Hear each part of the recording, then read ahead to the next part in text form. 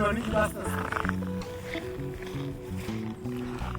দেখো যখন স্লিপ করবে এখানে পা দিলে স্লিপ করবে না, যেখানে স্নো আছে ওখানে পা দিলে স্লিপ করবে না।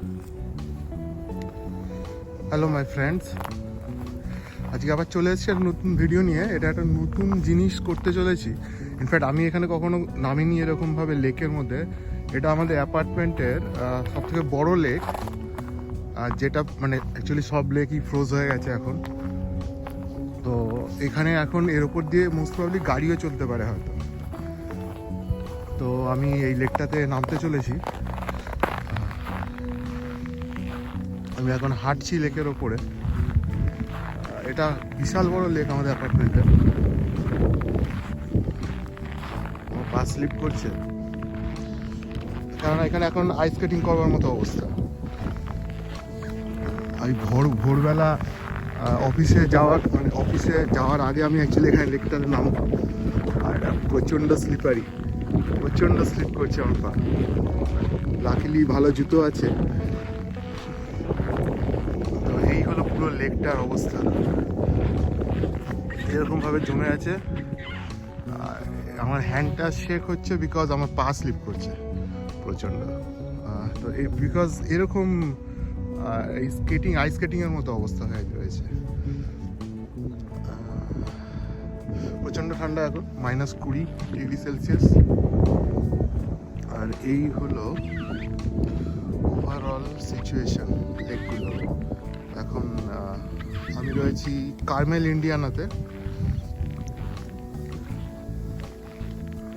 এই ঠান্ডাতেও এখন এখানে বাচ্চারা সকালে স্কুলে যাচ্ছে।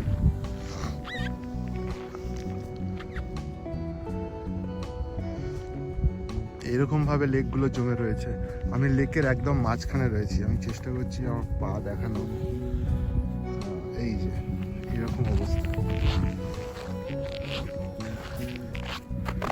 এরকম জায়গাতে পা রাখলে স্লিপ করছে না, বাট এরকম প্লেন জলের ওপরে যেখানে শুধু জল আছে, এখানে এরকম করে স্লিপ করে বেরিয়েছে।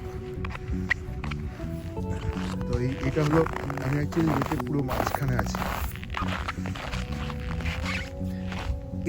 এই জমে যাওয়ার অবস্থাতেও এই লেকের একদম ভেতরে মাছ রয়েছে এবং তারা বেঁচে রয়েছে।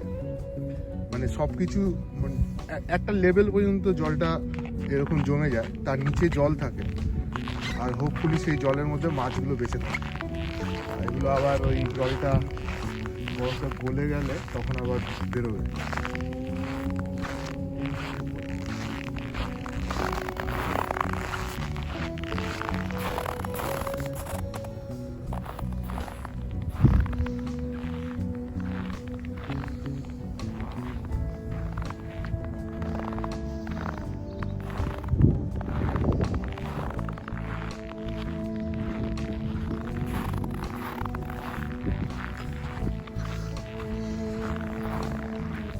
আজকে আমি উঠে যাচ্ছি, খুব ঠান্ডা এখানে।